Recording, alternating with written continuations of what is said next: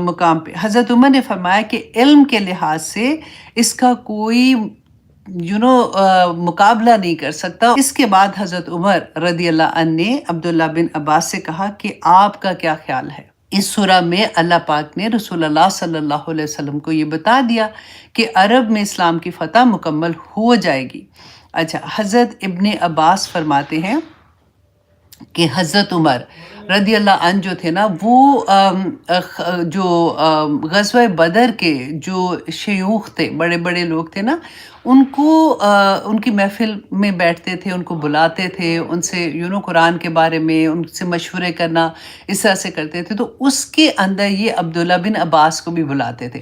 اب عبداللہ بن عباس تو بچے تھے، چھوٹے تھے، ینگ تھے، تو کہتے عبد الرحمن بن عوف، انہوں نے حضرت عمر کو کہا کہ ہم ہمارے بھی بچے ہیں، ہم ان کو آپ نہیں بلاتے، تو یہاں پہ سارے اتنے اتنے بڑے جو شیوخ ہیں، آپ ان کو بلاتے ہیں، تو ان میں آپ اس بچے کو بھی بلاتے ہیں۔ تو انہوں نے تھوڑا سا اعتراض کیا۔ تو حضرت عمر رضی اللہ عنہ نے کہا کہ اچھا، انہوں نے کیا کہا کہ میرے مقام پہ حضرت عمر نے فرمایا کہ علم کے لحاظ سے اس کا کوئی مقابلہ نہیں کر سکتا، اور اس کا مقام جو ہے وہ میں جانتا ہوں، کیونکہ رسول اللہ صلی اللہ علیہ وسلم نے اس وقت جو رسول اللہ نے جو دعا دی تھی نا، تو حضرت عمر اس وقت ادھر تھے، تو اس وجہ سے انہوں نے کہا کہ ٹھیک ہے۔ تو حضرت عمر نے ان جو بیٹھے ہوئے تھے سب سے ایک کویسچن پوچھا، اور انہوں نے پوچھا کہ آپ یہ بتائیے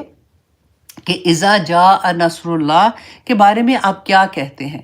ان میں سے کچھ نے یہ کہا کہ یہ اللہ سبحانہ تعالیٰ کی طرف سے یہ تھا کہ مدد آنے والی ہے، کامیابی ملے گی، اور اللہ سبحانہ تعالیٰ نے پھر فرمایا کہ اس کی اللہ کی حمد بیان کرو، استغفار کرو۔ تو اور بعض نے یہ کہا کہ اس سے مراد شہروں اور قلعوں کی فتح ہے، اور بعض اس پہ خاموش رہے۔ اس کے بعد حضرت عمر رضی اللہ عنہ نے عبداللہ بن عباس سے کہا کہ آپ کا کیا خیال ہے؟ آپ کیا کہتے ہیں اس کے بارے میں؟ کیا جو انہوں نے فرمایا، جو انہوں نے بیان کیا، آپ یہی کہتے ہیں؟ تو انہوں نے کہا کہ نہیں، اس میں رسول اللہ صلی اللہ علیہ وسلم کو خبر دی گئی تھی کہ جب اللہ کی مدد آ جائے، فتح نصیب ہو جائے، تو یہ اس بات کی علامت ہے کہ آپ صلی اللہ علیہ وسلم کا وقت پورا ہو گیا، مشن مکمل ہو گیا۔ اس کے بعد اب آپ اللہ کی حمد اور استغفار کریں۔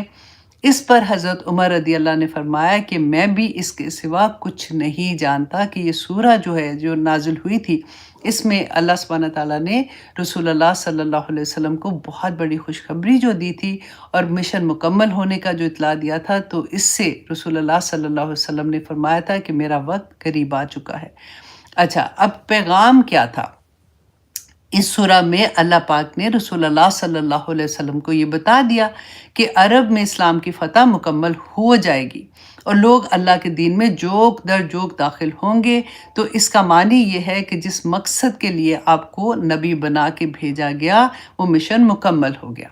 اچھا، اور پھر فرمایا گیا کہ آپ اب اللہ سبحانہ تعالیٰ کی حمد اور تسبیح میں مشغول ہو جائیں، کہ اللہ کے فضل سے آپ نے اپنا جو اتنا بڑا کام کیا ہے اس میں آپ کامیاب ہو گئے ہیں، اور استغفار کریں کہ اس کام کے انجام میں اگر کوئی بھول چوک ہو گئی ہے تو اللہ اسے معاف فرمائے۔